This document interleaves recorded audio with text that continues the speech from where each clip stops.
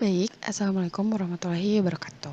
Di sini saya Lestari dengan NPM 22211004 akan menjelaskan sedikit mengenai persoalan pendahuluan dan penyelundupan hukum dalam hukum perdata internasional.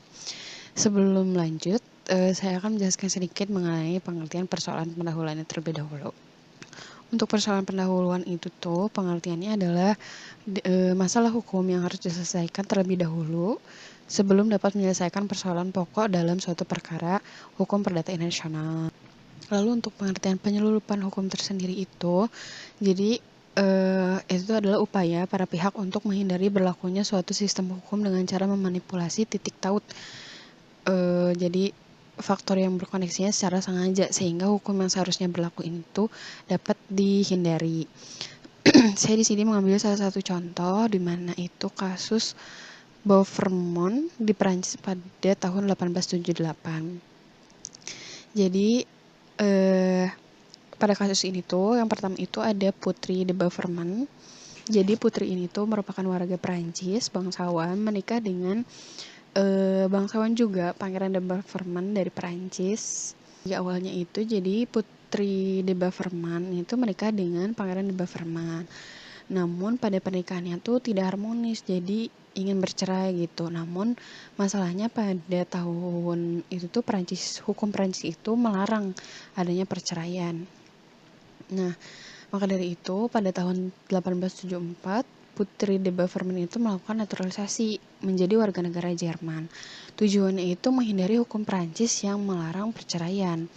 Nah, dengan menjadi warga negara Jerman, yaitu tunduk pada hukum Jerman yang memperbolehkan perceraian. Nah, setelah jadi warga negara Jerman, yaitu mengajukan perceraian Jerman kan. Perceraian ini dikabulkan oleh pengadilan di Jerman pada 1875. Lalu ia menikah lagi dengan Pangeran Bibesco dari Rumania di Jerman. Nah, setelah menikah ini ia kembali ke Perancis dan mengklaim bahwa ia telah sah bercerai dan menikah lagi dari suami pertamanya, Pangeran Beaufort. Nah, suami pertamanya ini menggugat ke pengadilan Perancis karena dirasa ada yang tidak benar gitu. Pertimbangan dari pengadilan Perancis ini memberikan putusan gitu ya, intinya pertimbangannya naturalisasinya bersifat artifisial atau buatan gitu. Jadi naturalisasinya dilakukan hanya untuk menghindari hukum Perancis. Terus juga tidak ada niatan sesungguhnya gitu untuk menjadi warga negara Jerman.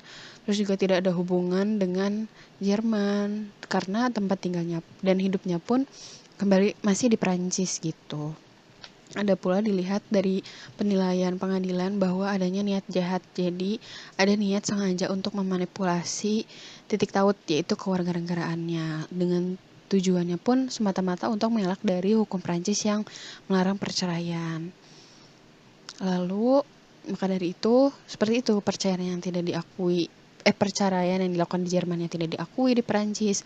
Perkawinan kedua dari Pangeran Bibesco itu dianggap tidak sah menurut hukum Prancis. Terus juga Putri de Beaufort itu tetap dianggap istri sah dari Pangeran de Beaufort, suami pertamanya. Nah, naturalisasi ke Jermannya pun diabaikan untuk tujuan hukum yang berlaku atas perceraian.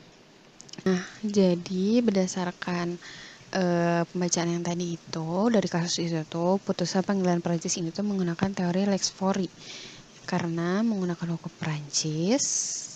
Lalu juga pengadilan Prancis ini menilai bahwa keabsahan naturalisasinya berdasarkan perspektif hukum Prancis, terus juga tidak semata-mata menerima fakta bahwa naturalisasi Jerman secara formal sah.